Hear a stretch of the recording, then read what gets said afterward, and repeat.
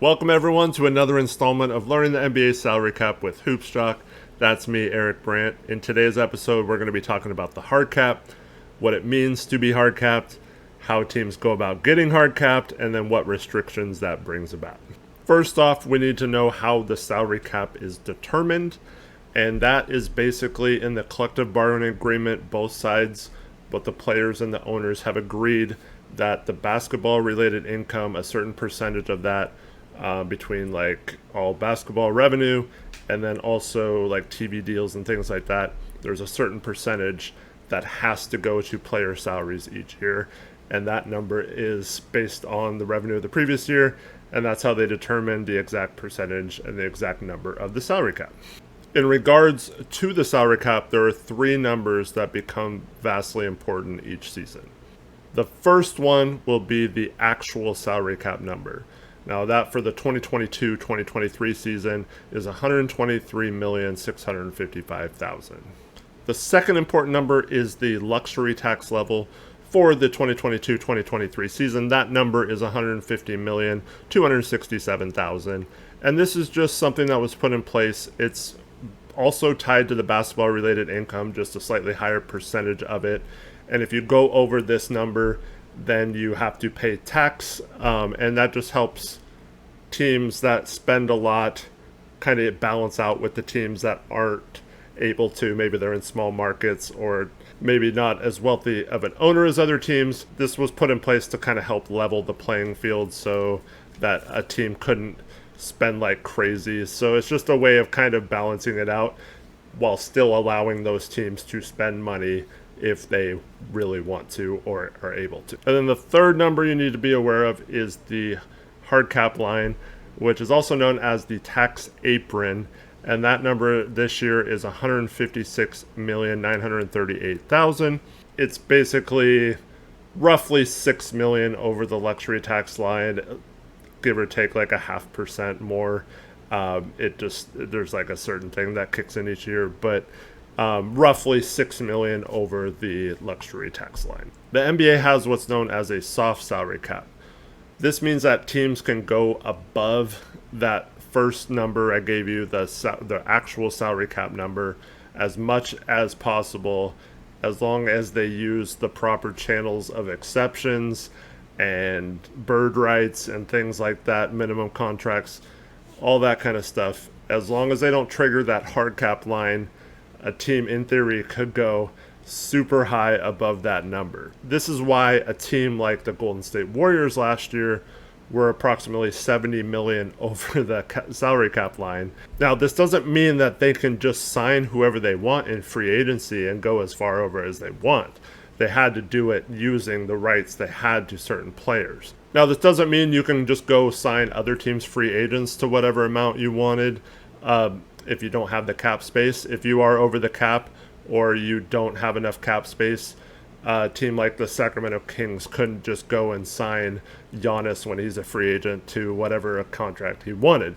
They'd have to have enough salary cap to do so if they're not your own free agents. And so if you're between the first line, which is the actual salary cap number, and the second line, which is the luxury tax level, there's no punishment or no penalty for doing so. So you don't have to pay anything extra. All you have to pay is your team salary. If a team is above that second number, the luxury tax level line, there are some financial penalties. Obviously, you have to pay the tax, but it really just comes down to how much the owner is willing to pay in that situation. There's also some very minor restricted moves in terms of trades and stuff like that, but it's really not that bad of a penalty other than the financial commitment the owner has to give. However, if a team gets hard capped, it becomes very restrictive. Now, for the entire season, so if you get hard capped until June 30th of next year, 2023, you cannot go over that third number, the hard cap line, for any reason at all. Any reason. So, say you have a bunch of injuries and you don't have enough active players. You have to start cutting players, stretching contracts, trade contracts, like bigger contracts for smaller contracts, things like that. you have to do something else. You cannot go over that line. If you're up against it, it becomes very limiting on how many moves you can make. So it's really important that you're aware of what kind of moves you still need to make and all that stuff when considering whether to be hard capped or not. So how would a team get hard capped and bring about this restriction? The first thing would be using more than the taxpayer mid-level exception. So the mid-level exception has two different levels. There's the tax mid-level exception. This particular season, it was $6,479,000. And then there's the what's known as the full or the non-taxpayer mid-level exception, and that this season was $10,490,000. Any team can use that lower number, the $6.479 million one. Any team can use that and not get hard capped. And so if you're above the salary cap line, that first line that we talked about, the actual salary cap, but you don't want to get hard capped, or maybe you don't want to get close to paying the tax or whatever, you can simply use that lower number mid-level exception and be fine pretty much the rest of the season. If you're way over the cap, like let's say my earlier example of the Golden State Warriors last year, they could use that lower tax mid-level exception and not get hard capped, allowing them to re-sign free agents and do all that stuff and keep going over as much as they're willing to pay. But if you use $1 over that $6,479,000 number in free agency and you don't have cap space to do it, then you're automatically hard capped because you used a higher level amount than the non-taxpayer mid-level exception. The Philadelphia 76ers this summer used the full mid-level exception on PJ Tucker, thus triggering that hard cap. And then they had to rework, James Harden opted out, but he was willing to take a much lower amount just to stay under that hard cap number. Otherwise, they wouldn't have been able to stay under the hard cap line and sign PJ Tucker, so it wouldn't have been a possible scenario where they could sign him. Now, the Portland Trailblazers got hard capped when they signed Gary Payton II, and that's because they signed him to $8.3 million in the first year, and that number is higher than that $6.479 million number. So boom, automatically hard capped, and now the Blazers and the Philadelphia 76ers, amongst several other teams, cannot go over that third line of slightly over $156,938,000. In a scenario where those two teams signed PJ Tucker and Gary Payton II respectively for the $6.479 million number, then neither of those teams would be hard capped, and then they wouldn't have to worry about that hard cap number or being restricted in trades and things like that. So the fact that they spent more than that number is what made them hard capped. And now, until June 30th of next year, neither of those two teams, like I said, there's several other teams as well, but those two teams that we talked about cannot go over that $156,938,000 number for any reason. The second thing that would trigger a hard cap is the biannual exception. Now, this is a lower amount than the mid-level exception, and so you probably wouldn't use this unless you had already used the mid-level exception first.